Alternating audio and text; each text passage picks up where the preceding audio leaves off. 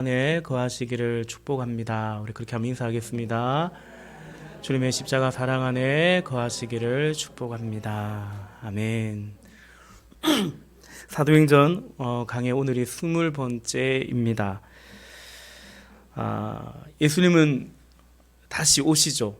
그러나 지금도 예수님은 성령으로 우리와 함께 하십니다. 요한복음 15장 5절에 나는 포도나무요 너희는 가지라 말씀하시면서 너희가 나를 떠나서는 아무것도 할 수 없음이라 그렇게 말씀하셨습니다. 예수님이 없이는 제자는 그의 백성은 아무것도 할 수가 없어요. 그래서 예수님은 사도행전 1장에서 이제 떠나시면서 승천하시면서 성령이 임하기까지 어디 가지 말고 나가서 전도도 하지 말고 여기 머물러라, 기도하라, 약속하신 그 성령을 기다리라 말씀하셨습니다. 왜냐하면 예수님을 떠나서는 아무것도 할 수 없기 때문인 거죠. 사도행전 1장 4절에 보면 그들에게 분부하여 이르시되 예루살렘을 떠나지 말고 내게서 들은 바 아버지께서 약속하신 성령을 기다리라 말씀하셨습니다. 여러분, 그래서 사도행전은 그 예수님과 성령님, 성령으로 함께 하시는 우리 주님과 그리고 그분의 종들, 그 주의 종들의 행전이다라고 볼 수 있죠. 그 종들은 어떤 종들입니까? 예수님이 없으면 아무것도 할 수 없다라고 인정하고 고백하는, 그리고 그 주님께 순종하는, 바로 그 예수님의 성령님의 종들의 순종 행전, 순종의 퍼레이드가 바로 이 사도행전인 것입니다. 신뢰로 우리가 앞서 그죠? 지금까지의 사도행전 9장에 이르기까지의 역사도 그랬는데 그냥 바로 앞에 본 8장의 빌립 집사님을 한번 생각해 보십시다. 특히 그 에디에피와 네시에게 복음을 전하고 그에게 세례를 주었던 그 사건을 생각해 보면 그죠?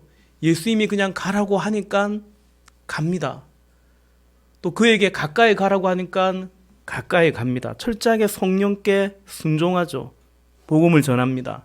이방인이고요. 내시이기도 하고요. 사실은 유대인이 가지고 있던 고정관념으로 본다면 순종하기 힘든 거죠. 그래서 다른 사도가 아닌 빌립 집사님을 주님이 보내십니다. 왜냐하면 그라면 순종할 수 있었기 때문이었던 것 같습니다. 그리고 빌립은 이제 또 다른 곳으로 가죠. 그리고 사도행전에서 이제 그 종적을 이제 감추게 됩니다.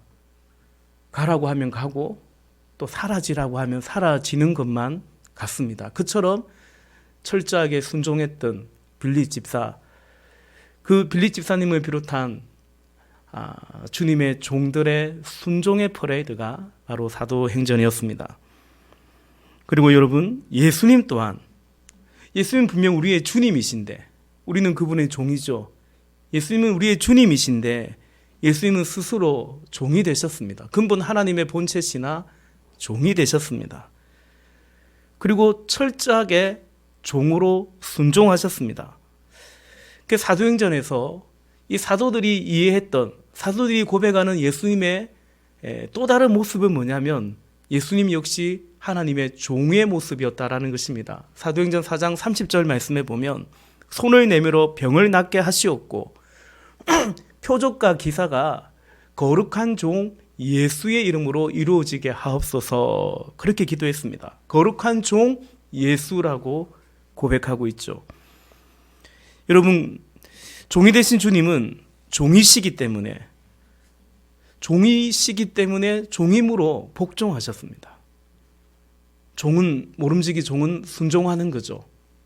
복종하셨습니다. 어디까지 복종하셨냐면 죽기까지 복종하셨습니다.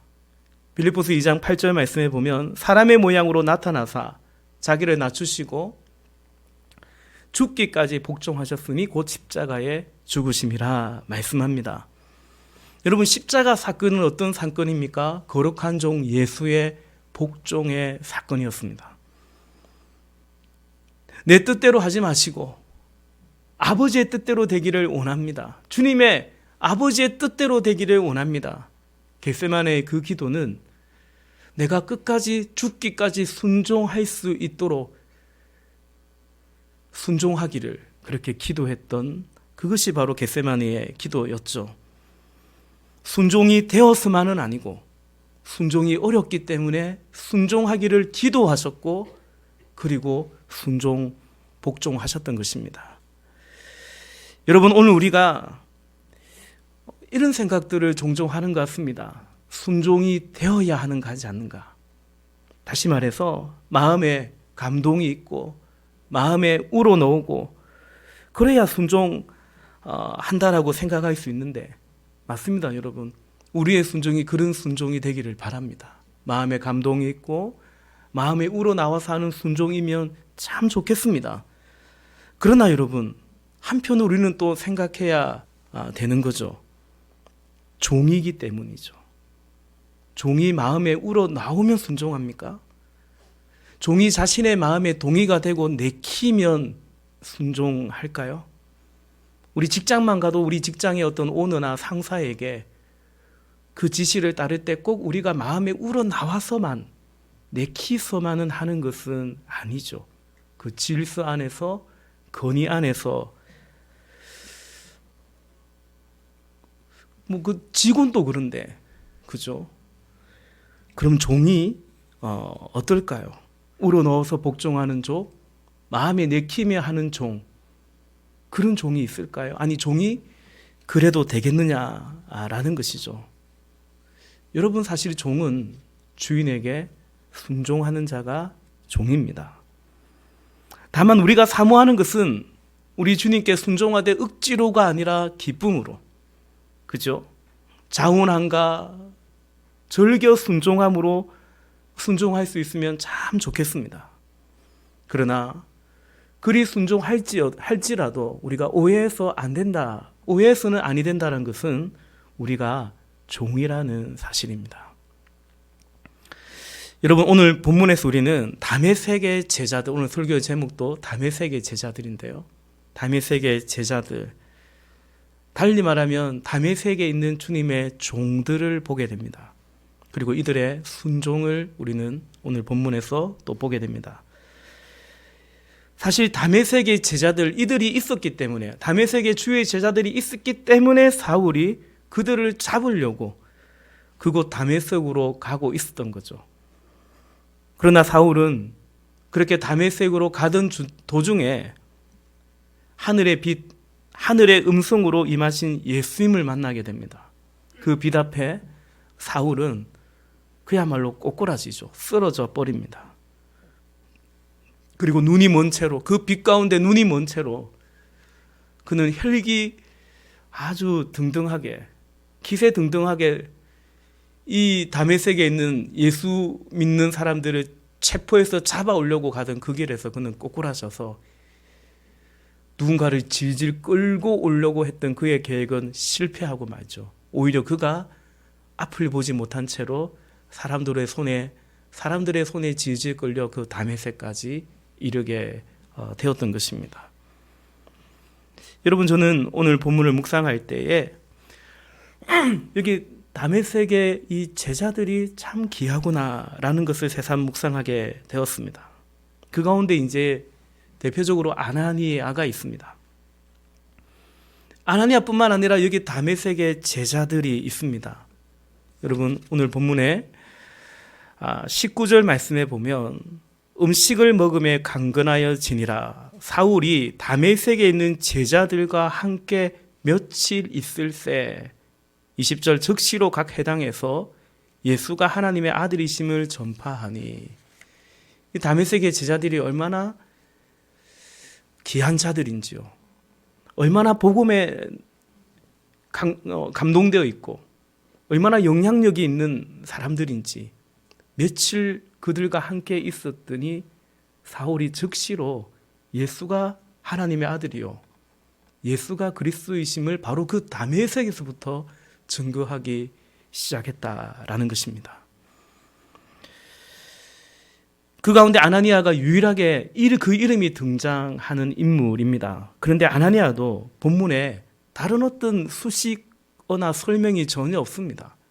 그냥 이름만 나옵니다. 10절에 보니까 수식어가 있네요. 아나니아라 하는 제자가 있었다라고 말하고 있죠. 10절에.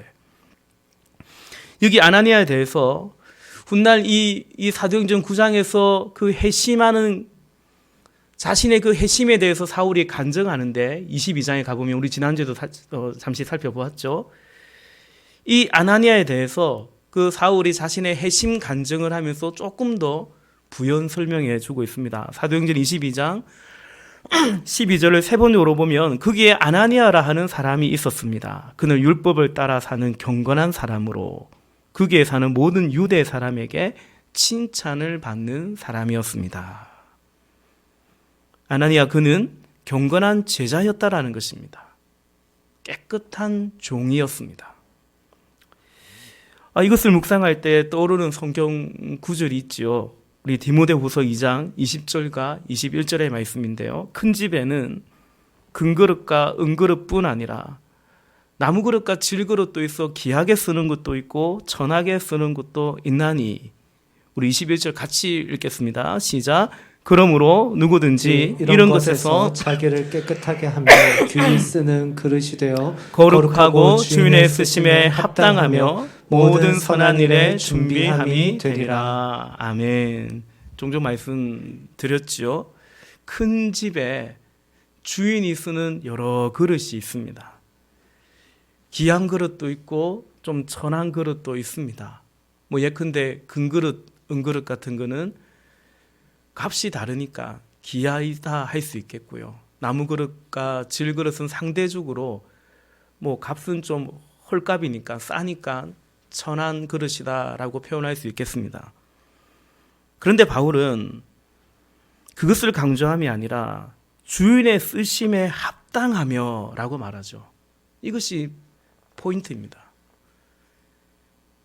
어떤 그릇, 금그릇, 은그릇 값 비싸고 혹은 조금 더 그렇지 않고 싸고 그런 그릇을 말하는 것이 아니라 큰 집에는 여러 그릇이 있는데 비싼 그릇도 있고 싼 그릇도 있는데 그런데 주인의 쓰시기에 합당한 그릇이 있다. 쓰기에 적당하고 쓰기에 만만하고 쓰기에 편한 그릇이 있다라는 거죠. 금이나 은이나 나무나 질그릇 같은 재료의 문제가 아니고 그것은 깨끗한 그릇, 상태의 문제라고 사실은 말씀하고 있죠. 아나니아가 그러했다라는 것입니다. 그는 경건하였다. 주인이 쓰시기에 딱 좋았다. 깨끗한 그릇이었습니다. 그리고 이제 우리가 보겠지만 순종하는 그릇 뿐만 아니라 주인이 쓰시기에 참 편한 그런 그릇이었다라는 거죠. 오늘 주님이 너 사울에게 가라라고 말하고 오늘 본문 우리가 보면 아나니아는 그 사람 듣자 하니 이러이러한 사람인데요 라고 한번 주님께 묻죠. 근데 여러분 오늘 본문 12절에 보면 그가 아나니아라는 사람이 들어와서 자기에게 안수하여 다시 보게 하는 것을 보았느니라 하시거늘. 약간 이게 좀 그냥 보면 이게 무슨 말인가 싶은 말이기도 합니다.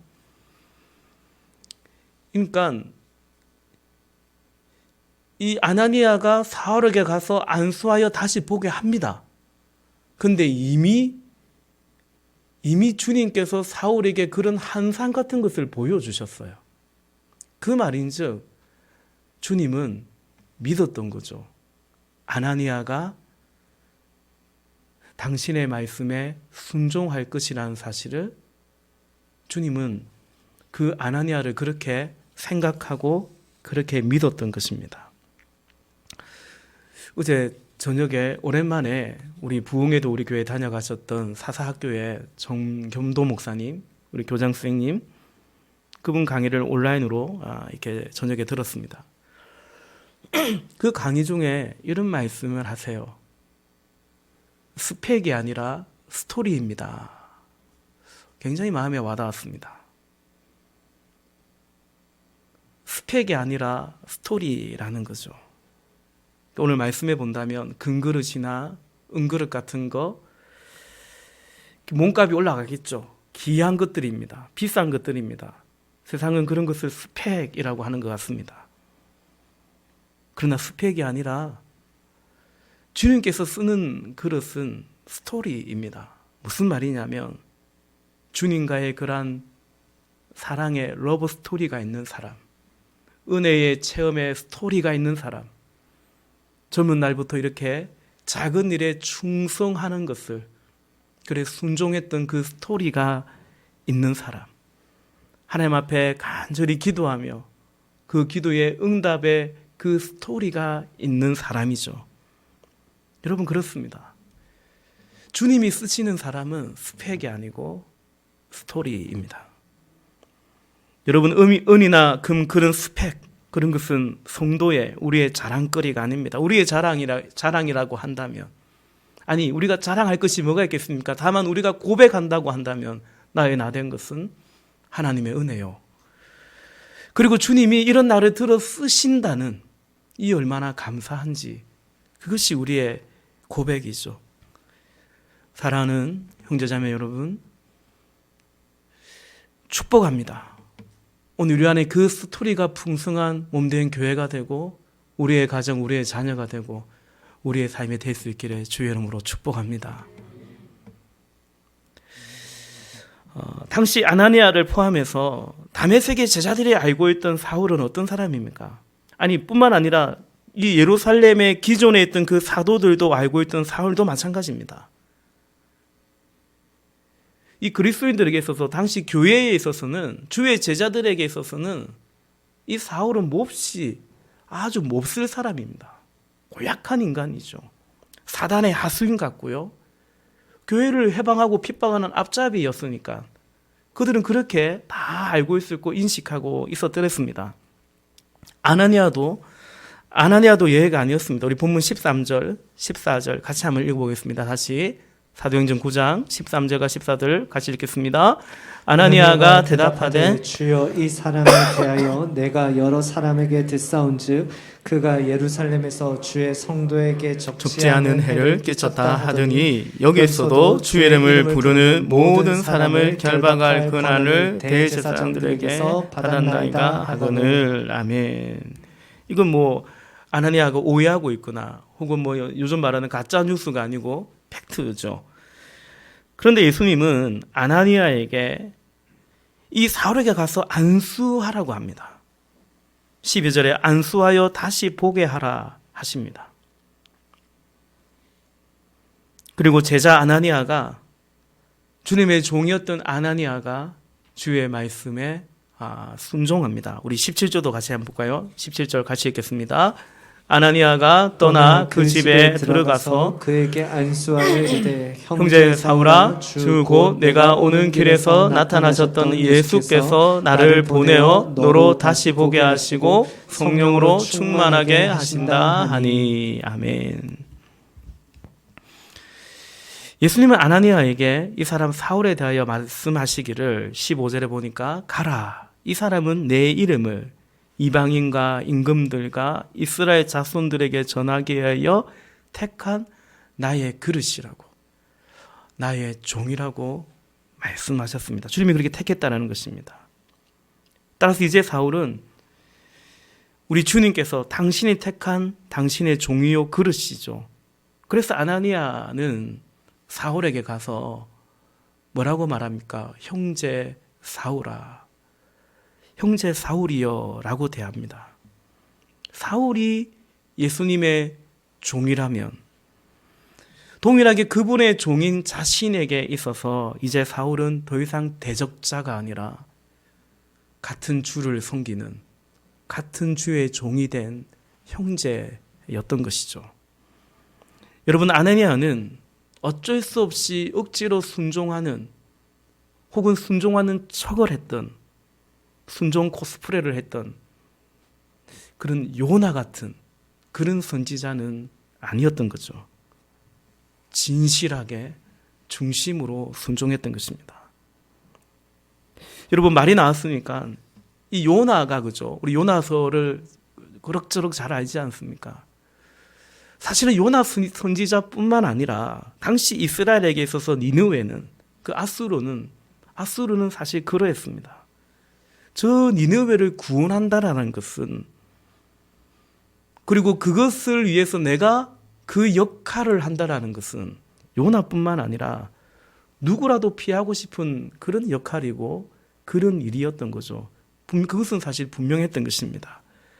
그런데 오늘 이 본문의 이 시점에서 사실은 사울이 딱 그런 존재였습니다. 교회를 그렇게 박해하고 실제로 주의 교회를, 형제들을 죽이기까지 했던, 그리고 여기 다메섹에도 우리를 잡아서 끌고 가려고 오고 있던 그 사울이었죠. 그 사울을 위해서 가서 기도하고 안수하고 그를 이 교회의 멤버로, 우리의 형제로 받아들이는데 그것을, 그 일에 앞장서는 역할을 한다는 것은 사실은 참 그 누구라도 참 끌릴 수밖에 없는, 못마땅한, 받아들이기 힘든 그런 일이 사실은 분명했던 것입니다. 주님께서는 그런 사울을 이제 주의 형제 교회로 받아들이는데 바로 여기 아나니아를 쓰십니다. 나중에 예루살렘 교회에서 이 사울을 받아들일 때에는 주님께서 또 바나바를 들어 쓰시죠. 그 누구에게도 그리낌이 되는 일인데, 그러나 누군가는 해야 하는 일인데요. 이때 예수님은 누구를 생각했냐면 아나니아를 생각했던 것입니다. 바나바가 떠올랐던 것입니다. 이들은 주인이 쓰시기에 합당했던 사람들입니다. 바나바라면, 아나니아라면, 비록 사울이 그렇게 알려져 있고 분명 그런 인간인 것은 맞지만, 그러나 내가 이제 그를 택했으니, 내가 이제 이방인을 위한 나의 그릇으로 이제 그를 택했으니, 이 사울을 그리스도 안에서 형제로 받아들이고 주의 교회로 받아들이기에 그것을 감당할 수 있는 사람은, 그에게 찾아가서 기도하고 안수할 수 있는 사람은, 그 일에 합당한, 그렇게 쓰시기에 편안한 주님 당신의 마음에 합한 사람은 바로 여기 아나니아였던 것이죠. 여러분, 한 번 더 설명드린다면, 여러분, 아나니아에 대하여 달리 수식된 어떤 직책이나 사도라든지 장로라든지 그런 직책이나 설명은 없습니다. 다만 그는 주님께, 주의 말씀에 순종했던 종입니다.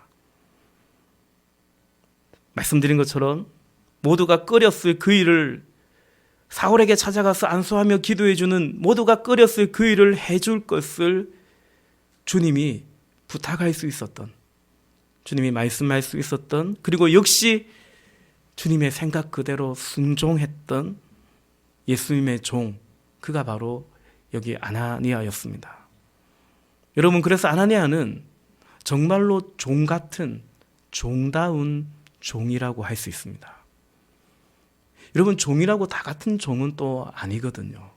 종인데 마치 상전 같은, 참 불편한, 참 조심스러운, 제가 가끔 얘기하지만 자식이라고 다 같은 자식이 아니에요.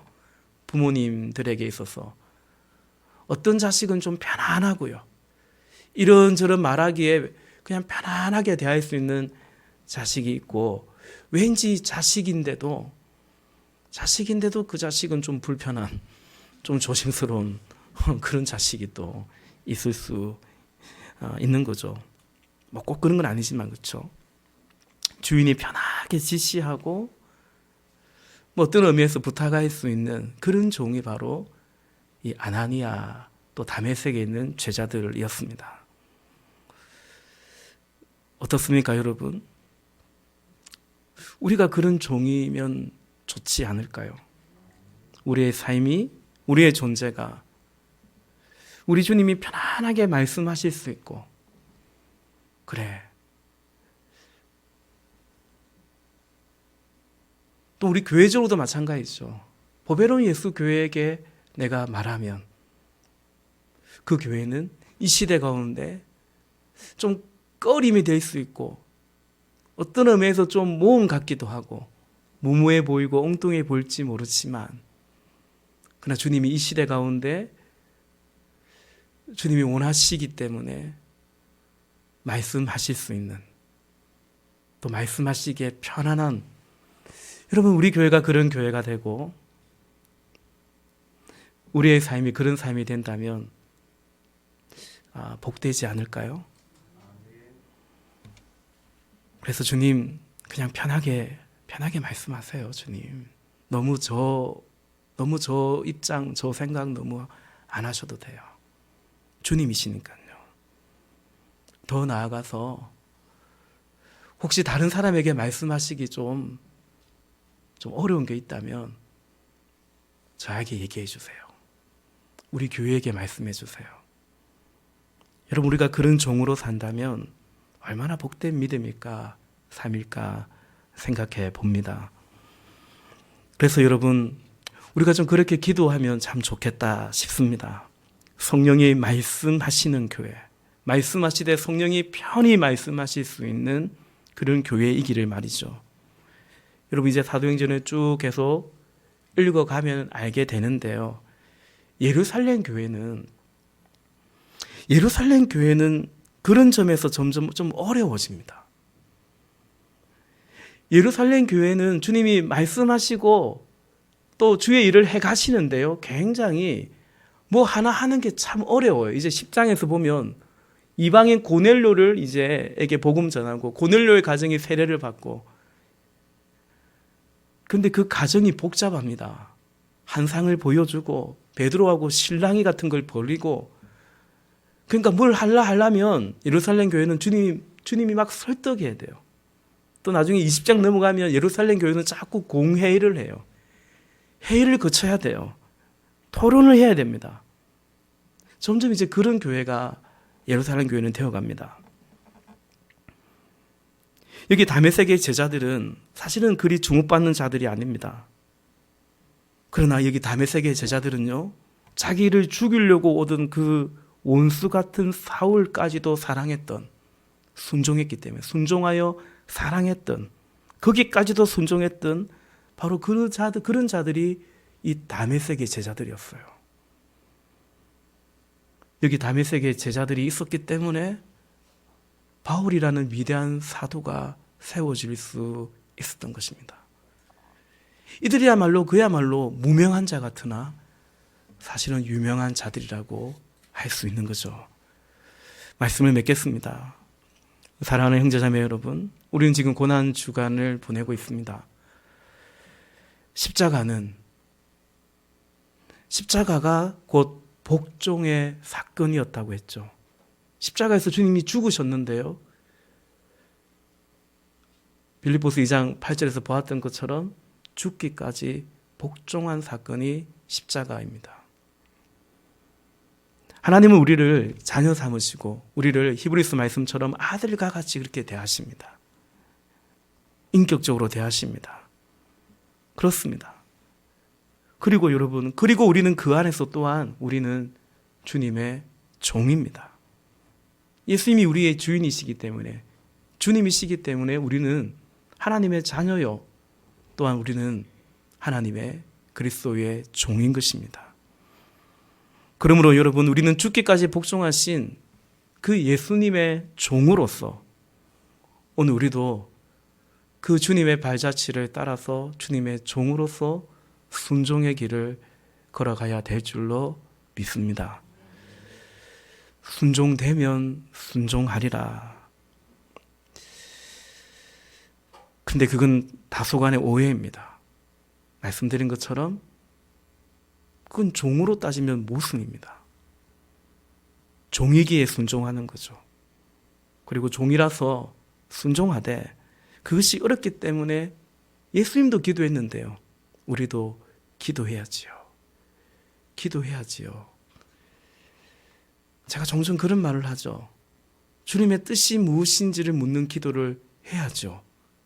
그런데 사실은 주님의 뜻을 몰라서가 아니라 주님의 뜻을 순종할 수 있기를 우리는 더더욱 기도해야 되지 않을까 싶습니다. 그렇지 않습니까? 복음을 전하라고 했습니다. 형제를 사랑하라고 했습니다. 하나님도 이웃도 사랑하라고 했습니다. 너무나 명명백백한 우리의 삶에 일러주신 주님의 뜻이죠. 십자가 지고 주님을 따르라고 했습니다. 그러니 그 주님의 뜻을 복종하기 위해서 우리는 사실 기도해야 되는 거죠. 그리고 마침내 사도의 고백처럼 내 몸을 쳐서 복종하는 거기까지도 나아가야 되지 않을까 싶습니다. 고린도전서 9장 27절 말씀에 내가 내 몸을 쳐 복종하게 함은 내가 남에게 전파한 후에 자신이 도리어 버림을 당할까 두려워함이로다. 아멘. 바울의 고백입니다. 여러분, 바울이 이해한 복음은 어떤 복음이냐면 은혜의 복음입니다. 사도행전 20장에서 내가 주 예수께 받은 사명 곧 은혜의 복음을 증거하는 일을 마치려 하면은 나의 생명도 귀한 것으로 여기지 않겠다 작정했던 거죠. 은혜의 복음입니다. 그런데 바울은 그 은혜의 복음 안에서 예수님의 종 사도였고요. 그리고 바울은 내가 남에게 그 그리스도를 전파한 후에 도리어 나는 버림을 당할까 두려워하면서 자신의 몸을 쳐서까지 복종하는 삶을 살았노라. 또 그렇게 몸부림쳤노라 고백하죠. 거룩한 종이셨던 예수님, 그리고 그래서 거룩한 종이셨기 때문에 그래서 복종하신 예수님처럼 그 안에서 우리도 우리 주님을 사랑하는 종이 되기를, 그렇게 살아가기를 함께 기도하기를 원합니다. 아나니아처럼 주님이 때로 어려운 일도 이걸 누구에게 부탁하지? 다 사울을 저렇게 다 이해하고 생각하는데 그럴 수밖에 없는데 근데 저 사울을 이제 내가 택했고 이제 그가 이방인을 위한 복음의 증인되고 순교의 자리까지 가야 되는 나의 그릇인데 저 사울에게 가서 형제로 받아주고 안수해주고 이 일을 누구에게 내가 부탁을 하지, 누구에게 내가 말을 하지 할 때 아나니아처럼 그죠. 주께서 그렇게 말씀하실 수 있는 종이 되기를, 또 그런 교회가 되기를, 우리의 삶이 그런 삶이 되기를 말이죠. 세상의 스펙 같은 것들을 쌓으려고 그런 것들을 자랑처럼 이렇게 생각하고 그것 쫓아가지 말고 사랑하는 주님과의 그 스토리가 더 풍성해지는, 누구를 만나도 내가 스펙을 말하는 것이 아니라 바울이 그런 스펙을 배설물처럼 버렸다고 했잖아요. 바울이 만나는 사람에게 자신의 스펙이 아닌 주님과의 그 스토리를 말하는 것처럼, 그죠? 오늘 아나니아가 달리 직책도 설명도 없지만 그의 순종의 이 스토리가 여기 기록되어 있는 것처럼 우리가 그런 인생이며 그런 우리의 존재이며 삶이 될 수 있기를 정말 사모하고 함께 기도할 수 있는 몸된 교회가 되고 우리 모두가 되기를 다시 한번 주님의 이름으로 축복합니다. 같이 기도하십시다.